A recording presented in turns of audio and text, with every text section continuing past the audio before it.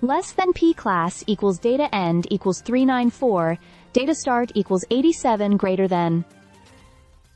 Alright, let's talk about one of the most interesting fixtures of this Premier League weekend. Newcastle United versus Manchester United. The two clubs come into this Sunday showdown with very different mindsets, and honestly, the stakes feel higher than ever, even though both teams are chasing different goals. Less than tip class equals data end equals 1005, data start equals 396, greater than Manchester United, now under Ruben Amorim, are walking a tightrope between salvaging their season in Europe and maintaining some dignity in the league. Amorim addressed this balance in his pre-match press conference, and you could tell he's feeling the pressure. He made it clear. Rotation isn't really an option due to squad limitations and ongoing injuries. With United currently 13th in the league and still 4 points adrift of Brentford, they can't afford to write off domestic results entirely. But let's be real, the bigger focus is that second-leg Europa League clash with Lyon coming up on Thursday. Less than P class equals data end equals 1512. Data start equals 1007 greater than now. United squad news is a mixed bag. Chido Obi is back in the mix after missing out in Europe, and Kobe Mainoo made a return midweek. Mason Mount also got some minutes in France, and we might finally see him start a match for the first time since December. But it's not all positive.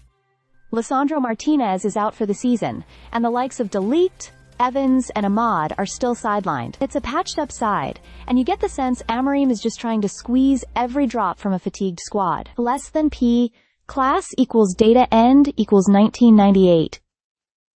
Data start equals 1514 greater than. On the other side, Newcastle are flying.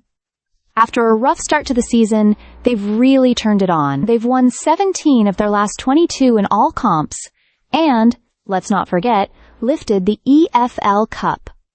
That's their first major domestic trophy in 70 years. Eddie Howe may have missed media duties due to illness, but he's expected to be back on the touchline.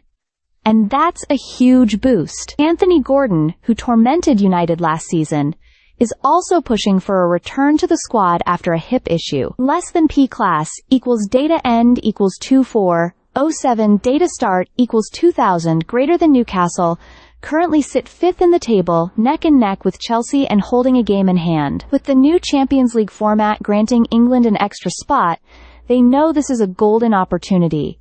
And playing at St. James's Park? That's always an advantage. This is the same ground where they've already taken down Arsenal and Villa this season, not to mention holding Liverpool and City to draws. Less than P class equals data end equals 276. 2 data start equals 2409 greater than.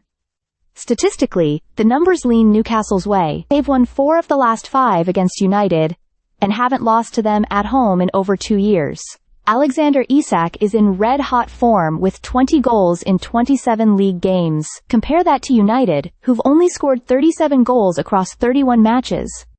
An underwhelming stat for such a historically attack-minded team. Less than P class equals data end equals 3065, data start equals 2764 greater than. Honestly, this looks like a game where Newcastle's energy and ambition might overwhelm a distracted and injury-hit United. It doesn't mean the Red Devils won't show up. They have some pride to protect.